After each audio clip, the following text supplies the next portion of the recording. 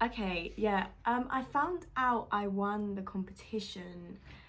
Well, I'm not really good at social media, so first of all, I just have all of my notifications off. So it was a really, really nice surprise when I went on Twitter and then I just saw it. Um, and I was like, oh, cool, that's nice. And I told my mum first. My mum was the first person I told. And I think I just got a Deliveroo, to a celebratory Deliveroo, and that's how I celebrated, which was nice. I always love a cheeky takeaway, but yeah.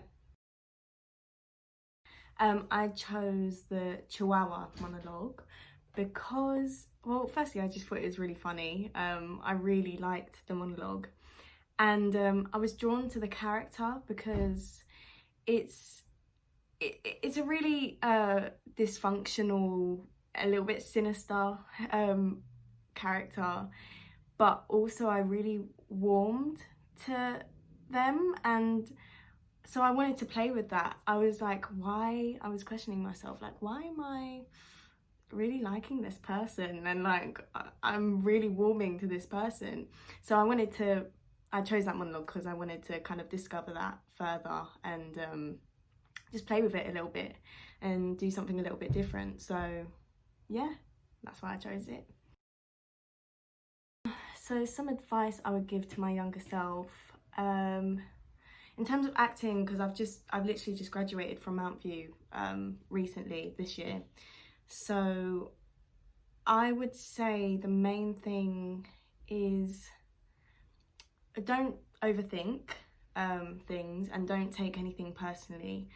I think drama school is great for a lot of things. I think it really gives you the techniques and the skills to unlock elements in your performance and find your own process. But I do find from speaking to friends and other people that have left drama school, a lot of people come out feeling hypersensitive, and if they don't get a job or if they get to the final round and then don't get it, they'll take it really personally.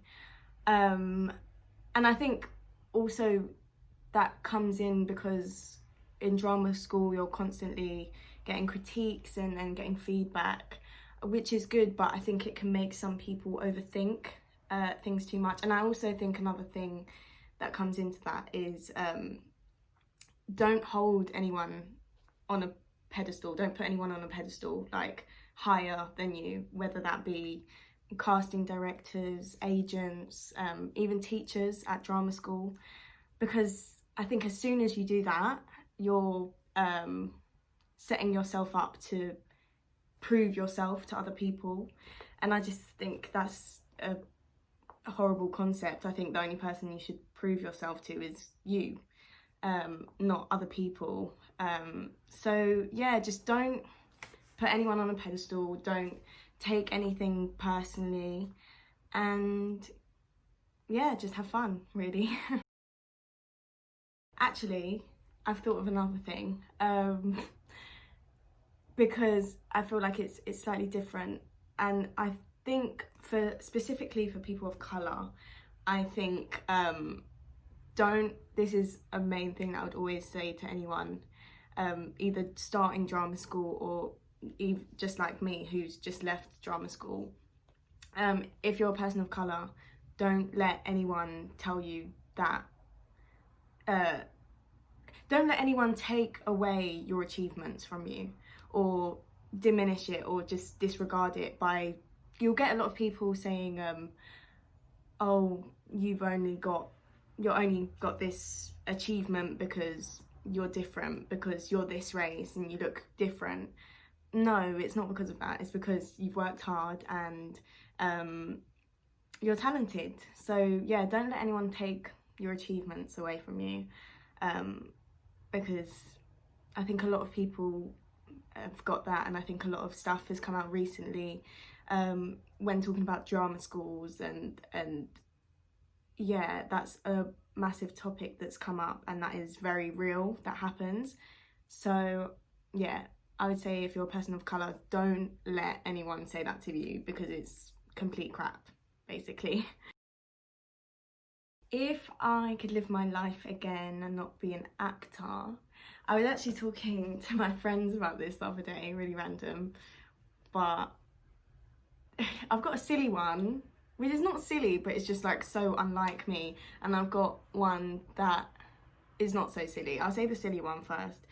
I would be a rapper, and I'm gonna explain why. Because I just think rappers have so much confidence, and like, yeah, I just think rappers are so cool, and you have to have this confidence if you're going out on a stage. Like, the audience is always like 100 times bigger than an audience you would get at a theatre, and I just think that feeling of going out on this stage, having all of these people in front of you, you rapping your songs, and then them just rapping it, the audience rapping it back. I just think that must be a really cool feeling. Yeah, I don't know what, I'm like not a good rapper at all. Like, I'm really terrible, but if I could, I would. And the other thing is more boring, and it's a bit weird actually, but anyway, I would be like a skin specialist, like a, oh, what's the word? Can't think of the word right now, but you know what I mean. Like, if someone comes to me with their skin problems, and I can like sort it out and use loads of techniques and methods and like skincare to fix their skin problems. I always watch like YouTube videos on skin and all of like, oh, the dermatologists, that's what they're called. Yeah, helping people. I watch that really random. I watch it, like those kind of videos on YouTube, a lot. So yeah, that would probably be my other one. It's a tough one. You know what? I would probably play Nina from In the Heights, which is actually a musical. I'm saying this, I'm not the best singer. I'm good, but I'm not gonna say I'm the best, because I'm definitely not. But I'm saying this if randomly I woke up one day and I could sing incredibly, I would play Nina from In the Heights, because I think it's, firstly, representation matters, and I mean, it's one of the first things that I've seen. I saw it in London. I can't remember what theatre at though, but I saw it in London when it first came to London, and it was the first show that I'd seen where I could see the Latinx community represented and their stories told, and I just think the character of Nina's really interesting. I mean, she's like this girl who has grown up in this kind of close-knit Latinx community in Washington Heights in New York, and she's the first one to make it out and go to uni, so it's obviously a massive achievement, but also there's that added pressure of everyone wanting you to do well and kind of make this whole new life for yourself, and kind of, yeah, just everyone in the community, not only your parents, the whole community, kind of, you've got this massive pressure on you to succeed now, and I think that struggle would be really interesting to discover and play with. So yeah, I would probably be Nina from In the Heights. Yeah. Okay, yeah, my character in, okay, I'm gonna try that again because it just cut out. But yeah, my character in Rosewater, yeah, she's been really fun to explore. She is loud, she is very talkative, very friendly, and she's always going like 100 miles per hour, which is very different to me. But she does that because I think she uses that kind of fast pace mentality, and just her as a person, she's really fast paced, but I think for her it's kind of a tool to deal with personal issues and traumas that she has experienced, and it's her way of dealing with it, just to talk, and it may not be the best way to deal with it, but she's also really young and she's figuring out for the first time how to deal with these things, these emotions, and she's also at that stage in her life where like you're making friends and you want to like people to like you, and it's all of that. It's kind of like, oh, it's just so horrible to be a teenager, do you know what I mean? But yeah, so it's been really interesting exploring how she deals with those things, and I think we would be really good friends actually. We're different in some aspects where I think she's quite impulsive, and whereas I would say I'm a lot more calculated. But I think we would probably bring out the best in each other. And yeah, so, and I also would just want to help her. I just want to be her friend, really. So yeah, it's been really fun exploring her, and I'm excited for everyone to see Rosewater. Next question.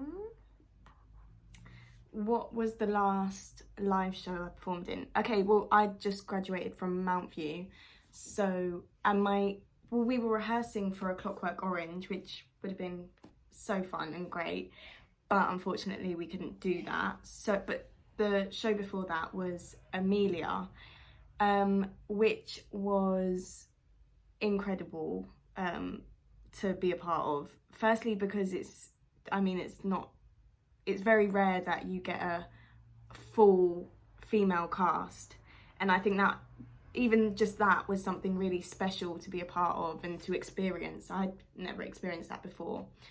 And just to tell the story of Amelia, it was really interesting because it's like, I played Amelia, there's 3 Amelias, I played the youngest, Amelia, and it's funny, but also it's not funny. We're discovering, like, myself and the whole cast, that all of the issues that she's facing in this play, we experience today, and it's kind of like, wow, like all of the things this lady from years ago, like her experiences we are sharing in this day and age. So it was really powerful to connect with that and to actually be her voice, and let people hear this story of this incredible woman. So yeah, that was really powerful to be a part of. To be fair, my career has been quite boring, so there's not many like wow moments or like massive moments to share. There's a funny moment.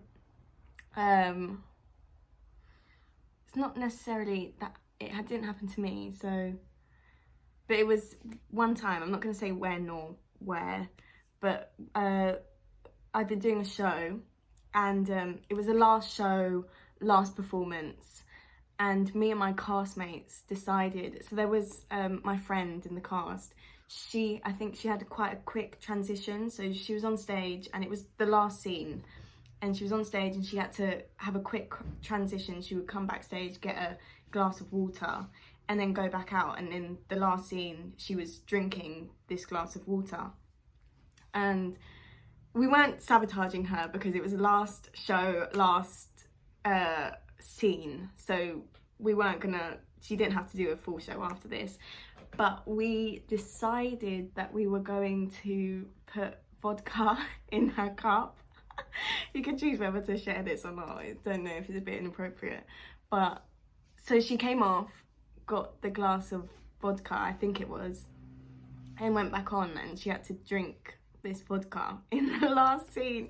And we obviously, I don't think anyone else knew, but obviously we could kind of tell we were listening in, so that was quite funny. But yeah, I can't think of anything else, but that was quite funny.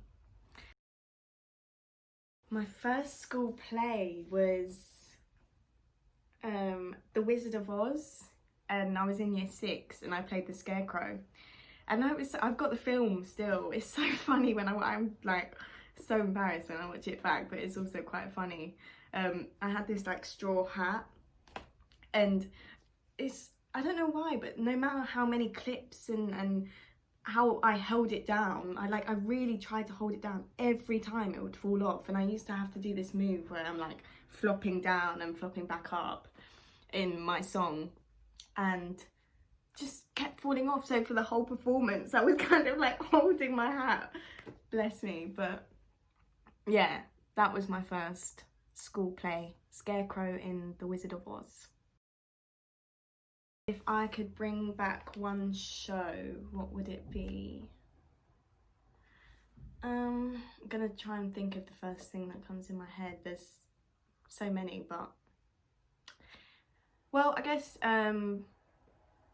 again, it's a musical, but I do love watching musicals. I'm not, as I said before, I'm not the best singer, so I don't think I would be as good in musicals, but I do love watching them. And I actually watched The Colour Purple on Broadway. It was a trip with Brit School when I was at Brit. We went on a trip to New York, which was amazing. And we also got tickets to see The Colour Purple on Broadway. And we had like really like not amazing seats. We were literally right at the back of this massive theatre. So we had to use like binoculars, like mini binoculars. But oh my God, it was so good. Like insanely, like every silence was filled with so much, and we were right at the back. And normally if I'm right at the back and it was a massive theatre, I would kind of like, it's hard to be as engaged, for me personally anyway. But I was in every second of it, like just watching, and the songs are amazing as well. And there's just all of the performances and all of their voices were like mind-blowing. So I'd probably see that again because I remember that so clearly. That was quite a few years ago now, and I still remember it so clearly because it was so incredible. So probably The Colour Purple. I would bring that show back and see it again. I would love that.